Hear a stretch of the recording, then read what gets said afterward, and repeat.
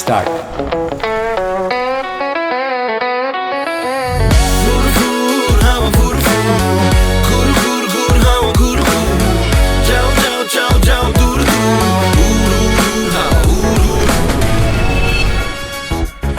দেখলেন তো পুরো ব্যাংকটাই কিভাবে উড়াই নিয়ে আসলাম। আপনিও পারবেন যদি আপনার কাছে থাকে বাংলাদেশের সবচেয়ে powerful banking app city touch. Download করুন।